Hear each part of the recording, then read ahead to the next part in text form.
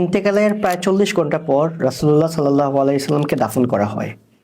রাসূলুল্লাহ সাল্লাল্লাহু আলাইহি সাল্লাম ইন্তেকাল করেন সোমবার জোহরের আগে। আমরা যদি টাইম হিসাবে বলি আনুমানিক সকাল 10টা-11টা এরকম।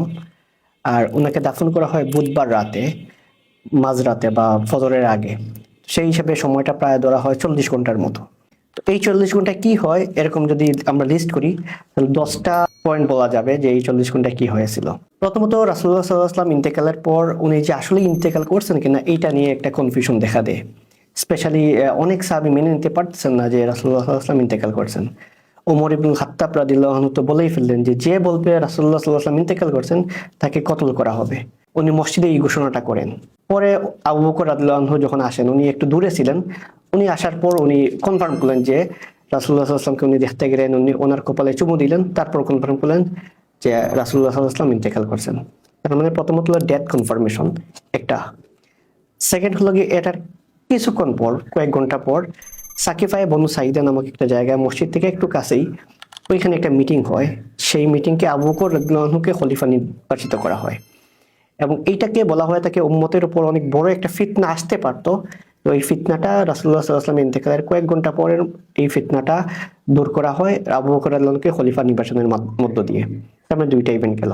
3 নম্বর হলো রাসূলুল্লাহ সাল্লাল্লাহু আলাইহি ওয়াসাল্লামকে গোসল দিতে হবে। তো স্বাভাবিক যে কেউ ইন্তেকালের পর ওনাকে গোসল দেওয়ার সময় ওনার কাপড় খোলা হয়, তারপর গোসল দেওয়া হয়। তো রাসূলুল্লাহ সাল্লাল্লাহু আলাইহি ওয়াসাল্লামকে গোসল দেওয়ার সময় কিভাবে করা হবে এবং ওনার কাপড় খোলা হবে কিনা এইটা নিয়ে সাহাবীদের মধ্যে একটা কনফিউশন দেখা দেয়। তো সময়টা ধরে নেওয়া হয় আনুমানিক সোমবার ওই দিনই বা মঙ্গলবার ওই দিনই রাতের মধ্যে। তখন আল্লাহ সবাইকে একটা ঘুম পাড়িয়ে দেন, সব সাহাবীদেরকে, এবং ওনারা ঘুমের মধ্যে একটা আওয়াজ শুনতে পান। সেই আওয়াজে বলা হয় যে রাসূলুল্লাহ সাল্লাল্লাহু আলাইহি ওয়াসাল্লামের যে কাপড় পরা অবস্থায় আছে সেই কাপড় পরা অবস্থায় যেন ওনাকে গোসল দেওয়া হয়। অর্থাৎ অন্য সবাইকে যেভাবে গোসল দেওয়া হয় সেভাবে রাসূলুল্লাহ সাল্লাল্লাহু আলাইহি ওয়াসাল্লামকে গোসল দেওয়া হয় নাই, ওনাকে কাপড় পরা অবস্থায় গোসল দেওয়া হয়। রাসূলুল্লাহ সাল্লাল্লাহু আলাইহি ওয়াসাল্লামকে গোসল দেন ওনার চাচাতো ভাই এবং ওনার জামাই আলী ইবনে আবি তালিব রাদিয়াল্লাহু আনহু। 4 নম্বর, রাসূলুল্লাহ সাল্লাল্লাহু আলাইহি ওয়াসাল্লামকে কাফন পরানো। রাসূলুল্লাহ সাল্লাল্লাহু আলাইহি ওয়াসাল্লামকে 3টা ইয়েমেনি কাপড় দিয়ে কাফন পরানো হয় এবং এই ইয়েমেনি কাপড়টা যে জায়গা থেকে আসে সেই জায়গাটার নাম হলো সাহুল নামক একটা অঞ্চল। ওই জায়গাটা থেকেই কাপড়টা আসে। ওইখানের কাপড় দিয়ে রাসূলুল্লাহ সাল্লাল্লাহু আলাইহি ওয়াসাল্লামকে কাফন পরানো। এবার সবচেয়ে ইম্পর্টেন্ট প্রশ্ন, জানাজার নামাজ। রাসূলুল্লাহ সাল্লাল্লাহু আলাইহি ওয়াসাল্লামের জানাজা পড়াবেন কে? এইটা নিয়েও দেখা যায় কিছু কনফিউশন দেখা দেয়।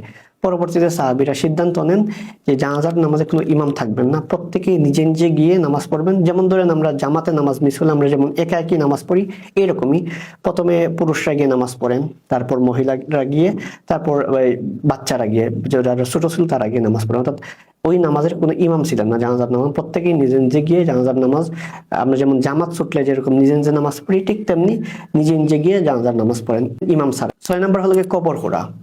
তো রাসূলুল্লাহ সাল্লাল্লাহু আলাইহি ওয়াসাল্লামকে তো দাফন করা হবে, কবর খুঁড়তে হবে। তো কোন জায়গায় ওনাকে দাফন করা হবে এটা নিয়ে প্রথমে একটা কনফিউশন দেখা দেয়। কেউ বলেন জান্নাতুল বাকিতে দাফন করা হোক, কেউ বলেন অন্যান্য জায়গায়। তখন আবু বকর রাদিয়াল্লাহু আনহু বললেন যে, উনি একটা হাদিসের উদ্ধৃতি দিলেন যে রাসূলুল্লাহ সাল্লাল্লাহু আলাইহি ওয়াসাল্লাম বলছেন যে নবীরা যেই জায়গায় ইন্তেকাল করেন সেখানেই তাদেরকে দাফন করা হয়। এর ফলে রাসূলুল্লাহ সাল্লাল্লাহু আলাইহি ওয়াসাল্লাম যেখানে ইন্তেকাল করেন অর্থাৎ আয়েশা রাদিয়াল্লাহু আনহার ঘর, সেই জায়গায় রাসূলুল্লাহ সাল্লাল্লাহু আলাইহি ওয়াসাল্লামকে দাফন করা হয়। 7 নম্বর, রাসূলুল্লাহ সাল্লাল্লাহু আলাইহি ওয়াসাল্লামের কবর খুঁড়তে হবে। তো কবর খোঁড়ার জন্য তো ওই সময় মদিনা 2টা ওয়েতে কবর খোঁড়া হতো, 2টা স্টাইলে। তো সবাইকে বলা হলো যে এই যে কবর খোঁড়া হবে, তো এই 2টা স্টাইলে মদিনাতে কবর খোঁড়া হয়। তো এই 2জন সাহাবী কবর খোঁড়েন, একজন এক স্টাইলে আরেকজন আরেক স্টাইলে। তো বলা হলো যে তাহলে 2জনকে খবর দাও, যে আগে আসবে সেই কবর খুঁড়বে।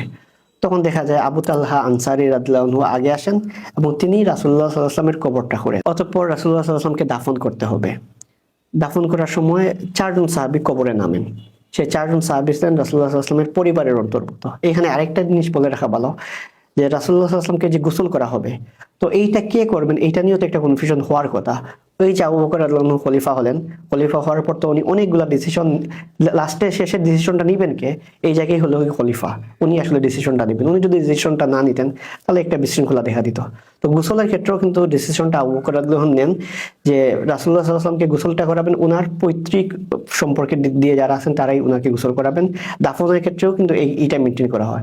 নতুবা দেখা যেত সবাই তো রাসূলুল্লাহ সাল্লাল্লাহু আলাইহি ওয়াসাল্লামের ক্লোজ, কে গোসল করাবে এটা নিয়ে আবার কনফিউশন দেখা দিত, কে কবরে নামাবেন এটা নিয়েও কনফিউশন দেখা দিত। তো ওই জায়গায় আবু বকর রাদিয়াল্লাহু আনহু একটা স্ট্যান্ডার্ড সেট করে দেন।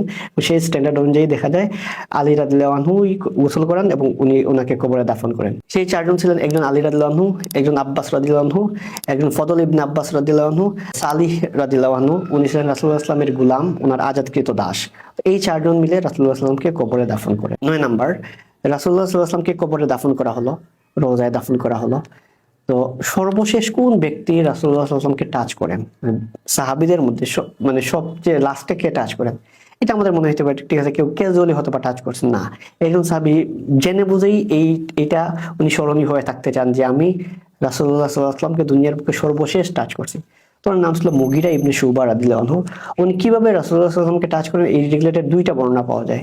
একটা বর্ণনায় দেখা যায় উনি কবরে যখন মাটি দেওয়া হয় নাই তখন উনি কবরে নামার পর বলছেন মাটি দাও, তখন ওনার উপরেই মাটি দেওয়া হয় এবং ওনার পা পর্যন্ত যখন মাটিতে পড়ে যায় তখন উনি উপরে উঠে আসেন এবং তার সেই হিসাবে বলা হয় উনি আসলে সর্বশেষ রাসূলুল্লাহ সাল্লাল্লাহু আলাইহি ওয়াসাল্লামকে টাচ করেন।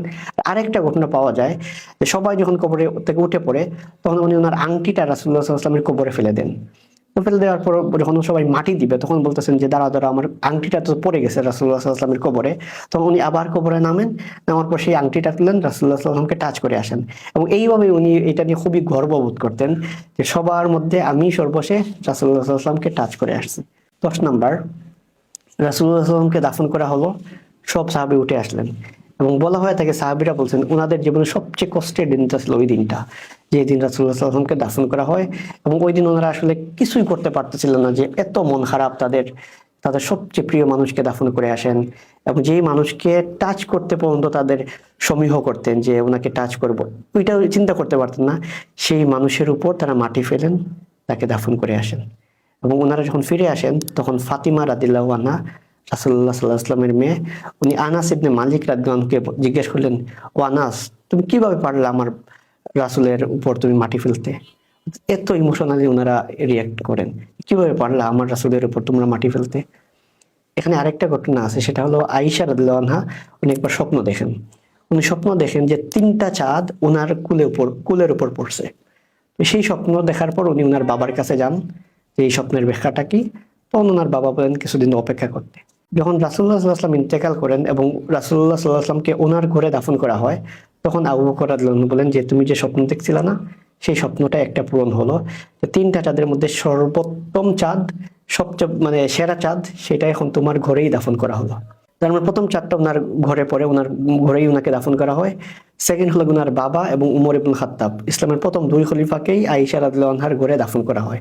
তো উনি যে স্বপ্নটা দেখেন যে 3টা চাঁদ ওনার কুলের উপর পড়ছে, সেই স্বপ্নটা এভাবেই পূরণ হয় যে রাসূলুল্লাহ সাল্লাল্লাহু আলাইহি ওয়াসাল্লামকে ওনার ঘরে দাফন করা হয়, আবু বকর রাদিয়াল্লাহু আনহুকে, উমর রাদিয়াল্লাহু আনহুকে, 3জনকেই ওনার ঘরে দাফন করা হয়। এভাবেই আয়েশা রাদিয়াল্লাহু আনহার স্বপ্নটা পূরণ হয়।